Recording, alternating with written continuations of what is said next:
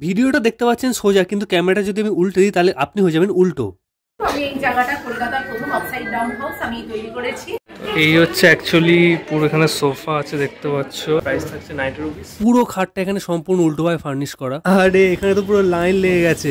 এত সুন্দর কনসেপ্ট আপনারা না এলে কিন্তু বুঝতে পারবেন না। হ্যালো বন্ধুরা, আজকে আমরা চলে এসেছিলাম কলকাতার ফার্স্ট এভার আপসাইড ডাউন হাউসে। এটা কিন্তু একটা 5 তলা বিল্ডিং এর মধ্যে রয়েছে, আর এখানে কিন্তু ফ্রি পার্কিং ও রয়েছে তলায়। আর এখান থেকে একটু এগুলো লিফট, আর লিফটের 4th ফ্লোরে রয়েছে upside down house. So finally আমরা 4th ফ্লোরে চলে এসেছি, আর এখানে কিন্তু জুতো খুলে ঢুকতে হবে। আর এই রাইট সাইডই হচ্ছে আপসাইড ডাউন হাউসের মেন এন্ট্রি গেট। আর এখানে কিন্তু ঢোকার মুখ থেকে কিন্তু সম্পূর্ণটা উল্টো ভাবে ডেকোরেট করা আছে, দেখতেই পাচ্ছ। উপরে কিন্তু ফ্লোর আর নিচে হচ্ছে কিন্তু স্কাই।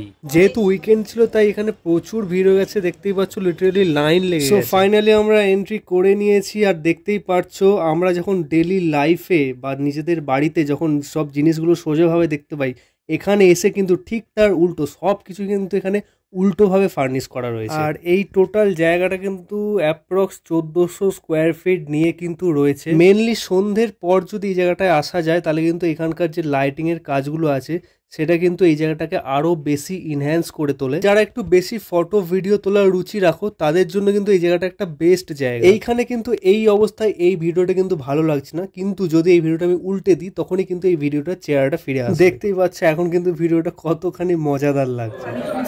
আমি এই জায়গাটা কলকাতার প্রথম আপসাইড ডাউন হাউস আমি তৈরি করেছি, আর লোকজনের খুব পছন্দ হয়েছে যা বুঝতে পারছি। এখনো এই কনসেপ্ট আপনি মানে কি করে পেলেন? এই কনসেপ্টটা আমি বিদেশে ঘুরতে গিয়ে আমি দেখতে পেয়েছিলাম, সেই জায়গাতে আর কি এরকম জায়গা আছে, এবং দেখলাম যে সেখানে লোকজন অনেক মজার মজার ফটো ভিডিওস তুলছে। তা তখন আমার মনে হলো যে কলকাতাতে এরকম জিনিস কিভাবে নেই, কলকাতাবাসী কিভাবে এই জিনিসগুলো দেখতে পাচ্ছে, ভাবলাম বানানো যাক এখানে এসে। এটা 11 জুলাই থেকে ওপেন হয়েছে, এবং 17 জুলাই থেকে সব থেকে বেশি মানুষ এটা সম্পর্কে জানতে পেরেছেন, আরো জানছেন। তোমাদেরকে এখানকার কর্ণধার যিনি আছেন তার সঙ্গে কথা বলে দিলাম। আর বাকি উইকেন্ড উইকডেজ চলে আসো। তবে হ্যাঁ, উইকেন্ড আর উইকডেজের প্রাইসটা আমি বলি। তোমরা যদি এটা উইকডেজে আসো তাহলে কিন্তু এটার প্রাইস থাকছে 90 রুপিস। আর উইকেন্ডে যদি আসো তাহলে মানে মেনলি শনি রবিবার, তাহলে কিন্তু সেই প্রাইসটা হয়ে যাচ্ছে 105। ঠিক আছে। আর 5 বছর অবধি বাচ্চাদের জন্য উইকডেজে প্রাইস থাকছে 60 রুপিস, আর উইকেন্ডে প্রাইস থাকছে 75। তোমরা এটা এখানে এসেও টিকিট কাটতে পারো, অথবা বুকমাই শোতেও আছে আপসাইড ডাউন হাউস। বুকমাই শো লিখলে কিন্তু তোমরা পেয়ে যাবে।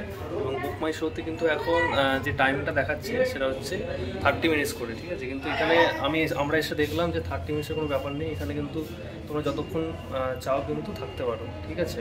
আর এটা কিন্তু সকাল 9টা থেকে সন্ধ্যে এই রাত 9টা অবধি খোলা থাকছে।